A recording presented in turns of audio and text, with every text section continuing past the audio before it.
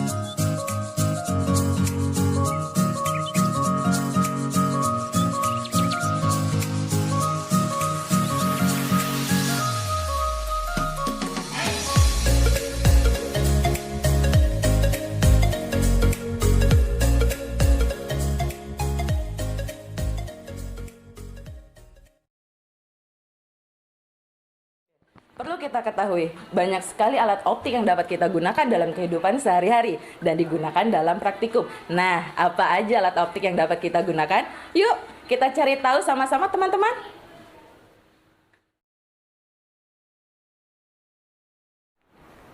Salah satu indera yang dimiliki oleh manusia adalah penglihatan.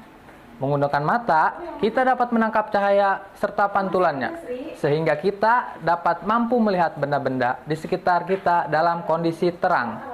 Tapi, kemampuan mata kita untuk melihat sangatlah terbatas. Contohnya, kita dapat mampu membedakan bagian tubuh pada semut hanya dengan mata telanjang. Pada kondisi itu, kita memerlukan alat-alat optik.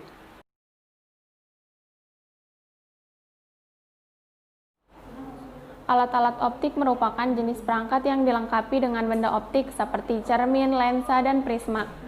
Alat optik memanfaatkan pemantulan dan pembiasan cahaya untuk membantu manusia mengobservasi objek tertentu.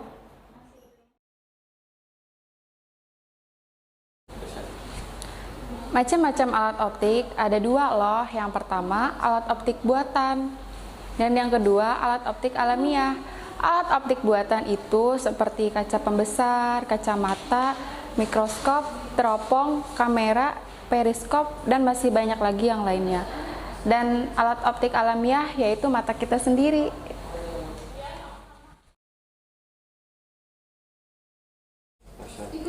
Ada mata yang merupakan indera penglihatan dan merupakan organ tubuh kita yang dapat menangkap perubahan dan perbedaan cahaya. Perbedaan spektrum cahaya yang menyebabkan kita dapat melihat warna. Tanpa cahaya, mata kita susah untuk melihat, kecuali pada mata binatang nokturnal yang memiliki struktur yang berbeda. Mata berfungsi dengan cara menerima, memfokuskan, dan mentransmisikan cahaya melalui lensa mata, yang menghasilkan bayangan objek yang kemudian ditangkap oleh retina mata. Bayangan objek yang ditangkap retina tersebut kemudian dikirimkan ke otak melalui saraf optik untuk kemudian diolah menjadi gambar yang mampu kita lihat secara nyata. Mata terdiri dari kornea, bilik mata depan, sklera, pupil, lensa, koroid dan konjungtiva, badan vitreous, retina dan saraf optik, makula, serta kelopak mata.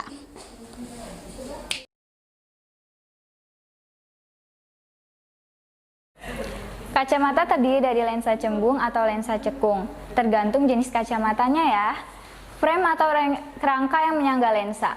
Kacamata berfungsi dengan cara mengatur bayangan agar jatuh tepat di retina, dengan cara menjauhkan titik jatuh bayangan pada penderita rabun jauh dan mendekatkan titik jatuh bayangan pada penderita rabun dekat. Jauh dekatnya bayangan terhadap lensa kacamata yang digunakan tergantung pada lethal object, jarak fokus lensa, dan kekuatan atau daya lensa. Kekuatan atau daya lensa dirumuskan dengan P sama dengan 1/F, di mana P sama dengan kekuatan atau daya lensa. F sama dengan jarak fokus untuk mencari jarak fokus lensa. Kita bisa mendapatkannya dengan menggunakan rumus 1 per F sama dengan 1 per S ditambah 1 per S pangkat 1, di mana S sama dengan jarak benda ke lensa. Satuannya adalah meter. S pangkat 1 sama dengan jarak bayangan ke lensa. Satuannya adalah meter. Oleh karena itulah, saat kita memeriksa mata kita ke dokter mata, maka kita disuruh membaca rangkaian huruf-huruf di depan kita dengan jarak yang sudah ditentukan, sehingga dokter dapat menentukan jarak fokus lensa untuk mengetahui besarnya daya lensa yang dibutuhkan.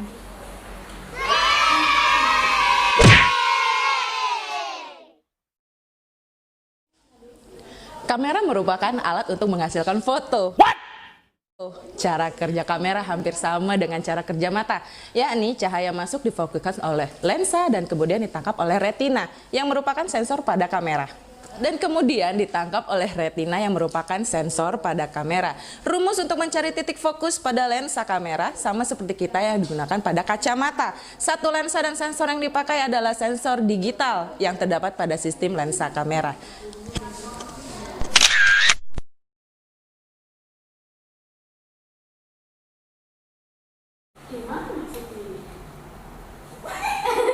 Mikroskop merupakan alat optik yang digunakan untuk melihat objek-objek yang sangat kecil yang tidak dapat dilihat dengan memperbesar bayangan-bayangan sehingga tampak lebih besar dan jelas.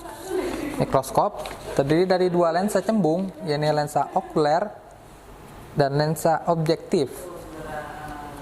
Perbesaran pada mikroskop sama dengan perkalian antara pembesaran pada lensa okuler dengan pembesaran pada lensa objektif.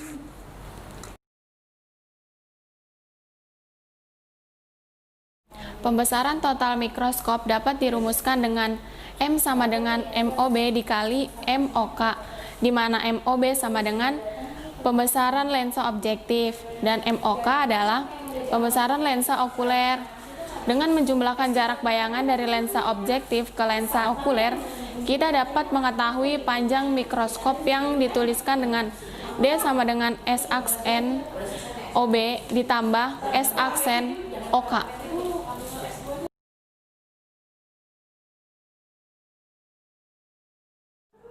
Kaca pembesar yaitu alat optik yang sangat sederhana loh, karena terdiri dari satu lensa cembung dan fungsinya untuk mengamati benda kecil agar terlihat lebih besar dan jelas. Rumus untuk mencari pembesaran baik untuk mata tanpa akomodasi maupun untuk mata berakomodasi maksimum sama dengan rumus pada lensa okuler mikroskop.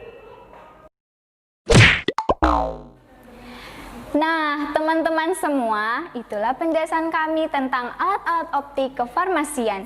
Jangan lupa dukung kami ya di channel Fahrul Arya Fahrezi, dan jangan lupa like dan subscribe-nya ya teman-teman.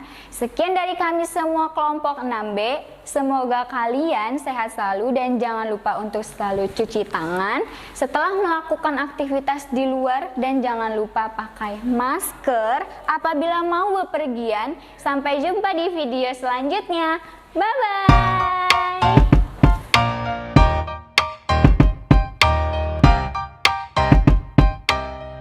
Salah satu indera yang dimiliki oleh manusia adalah penglihatan. Tanpa cahaya, kita